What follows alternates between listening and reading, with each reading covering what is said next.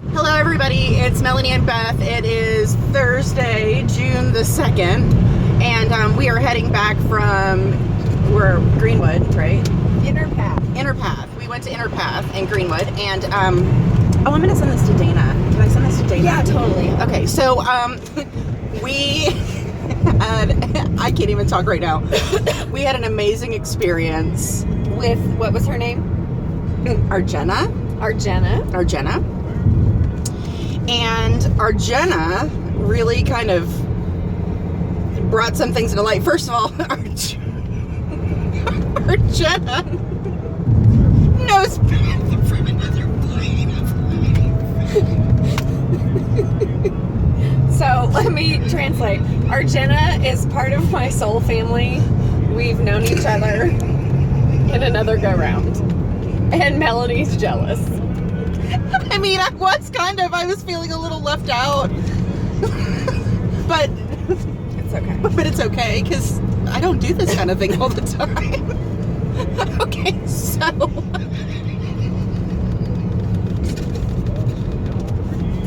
what did Argena tell you, Beth? Argena's basic theme for me is that I'm coming into my own and learning to trust my wisdom and my intuition. And my intuition is very strong if I trust it. And she was almost scolding me for not trusting it. And why is this important? Because we talked about this on the way. We talked about this on the way up. The phase I'm in my life is really being comfortable with myself and right. trusting that inner calm. And I'm not so much the show person anymore because I don't need all that affirmation. It's more solid and calm and very grounded. So Beth is supposed to trust that, and that's ISIS? That's ISIS. Oh dear. Okay, so this is ISIS, but not like the Islamic extremist, but No. ISIS the priestess? ISIS, the high priestess. Right. Who is very, very not of the world. She's of the spirit, right? But not of the world. And her face is very calm and meditative. That's meditative. Okay. And the moon is symbolic of that, and that's feminine energy. Okay. So then that's what's happening in your inner... That's my inner world. Inner world. So me coming to terms with that. My outer world is conflict, and it's lots of fire, and there's something I'm in conflict with, and that phase is almost done in my life. And I've identified that, and it's right on par with where I am.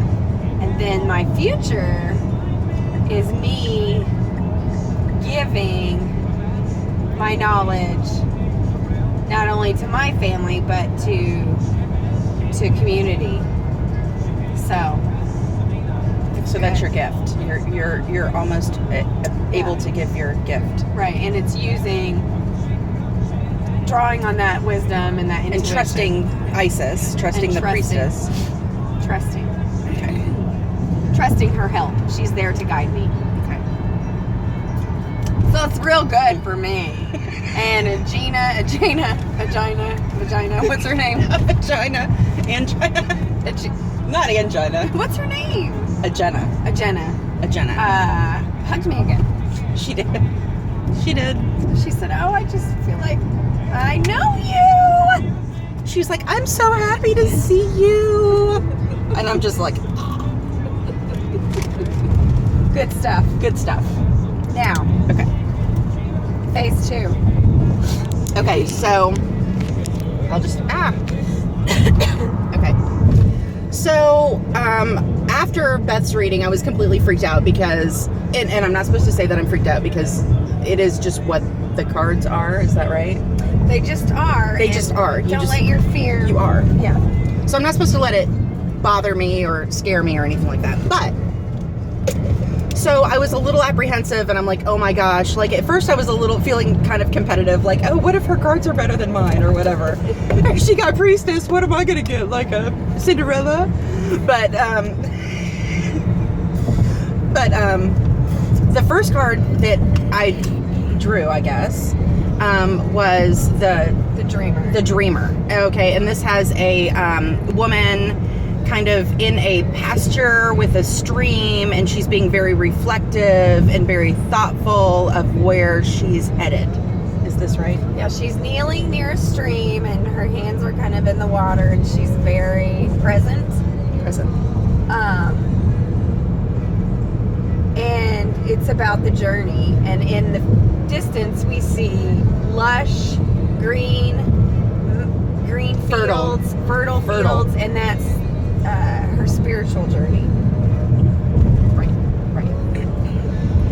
Okay, so the second card, which reflects my outer self, Let's back up. Okay, we're gonna back up. That first card again was all about new journey, rebirth. And I will say I pulled an angel card for Melanie this morning, and it was birth. Yes. It was birth, and it was about new beginnings and changing and new forms and things like that. So it was very interesting that I happened to get that card as my inner self. So anyways, the second card was a reflection of my outer self.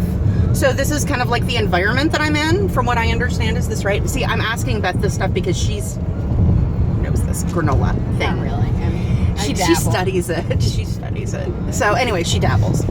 So anyways, my outer life was a card with a circle of people. It was very tribal. They were carrying fire, which symbolizes my tribe. And this is who I have around me now, which is very, very interesting because on more than one occasion, recently, I've been referring to my tribe, and I talk about my tribe referring to my friends and people in my life, so the people that I really trust. So I thought it was really interesting that card came up, and it came up grounded, which meant we're not really sure what that meant, but it was a good card, right? It was a good card. So then my future card, which is a card that I did not pick, she picked for me, was the Crone of Cups, Scorpio. Okay. Which this is interesting for a couple of different reasons. We're just going to talk about general things. So what's interesting about this is that the Crone of Cups is standing in water, and she's almost like the lady, or Argena, said that she was not of this world. She was like under. She's like in the bowels of the earth. Bowels of the earth, which means maybe I'm in hell. I don't know. No, at all. It doesn't mean that. Okay. Grounded in the knowledge and wisdom that you've acquired from going through hard times, which is where the Scorpio comes in. Right. Because the Scorpio symbolizes that I've learned the hard way, and that people who are Scorpio have usually been through things in their lives that have defined them in some way, shape, or form.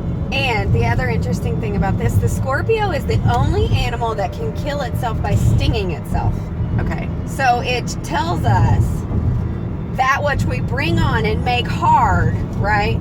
We've got to plow through and make things hard, but you've gotten through. Which, right. And because on the other side of the Scorpio, there was an eagle in a full moon. So the full moon represents wisdom. Is this right? Divine wisdom. Feminine energy. Feminine energy. The divine feminine. Okay, that's what the moon is. And then within the moon, there was an eagle. So the eagle says that I've come past the Scorpio phase. I've gone through the hard times. I've learned the hard way, is what she said. She said, you've learned the hard way. And if anybody really kind of knows me, they know that my entire life I've lived and learned the hard way.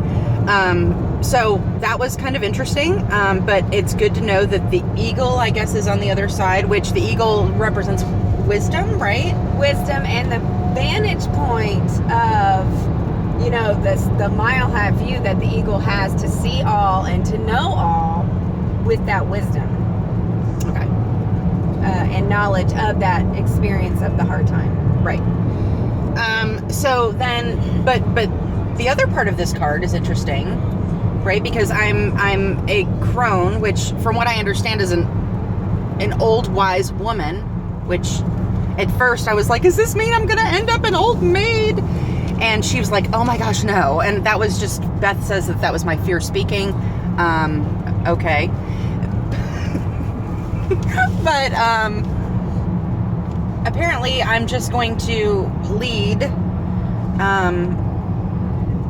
others. Well, I think I don't think I lead others. It's drinking from the knowledge that you have and resting in your divine. Everything will be. It was also abundance. Everything you need and everything you want is yours. Right. You're standing in the bowels of the earth, very grounded with wisdom from your experiences. And she made the reference, you walk softly with a big stick. You don't have to plow through and fight everything anymore. You walk softly with a big stick. Okay, so I guess I'm walking softly with a big stick, which kind of makes sense to where I'm at in my life now, Really? kind of. Yeah. But then also, there was a male reference in there, right? A gold. Oh yeah, the gold cup. The gold cup. So what she did tell me is that being this person, I can never be with somebody that is not my equal. So that's really kind of very interesting for a couple of different reasons, but that completely makes sense, that you have to be on the same kind of level playing field with whoever my mate's going to be, which is really interesting considering what we talked about on the way You are a up. very strong woman. I'm a very strong-willed woman. Strong-willed woman, and you have had partners that have struggled with that. Right. Oh, yes. Because it's very difficult to pair up with it. But yeah. You need someone that can match you. Yes, I need somebody that can match me. So I need somebody that can call me out when I need to be called out and things like that. So overall, it was kind of an enlightening experience. I wouldn't not go again. I would be interesting to know how the cards came out another time. I don't know if there's like a time frame or a period that you have to wait before you go back or whatever, but I would definitely recommend this to Margie. We talked about Margie. I talked to Margie about coming up with us, and she was going to wait and see how it went for us. But Dana, I hope that this makes sense to you. I'm sure it will. And Beth says hi. And I will see you on Wednesday. I can't wait at 2:45. And I think that's all. Are we done? We're done. Okay. Bye. Ciao.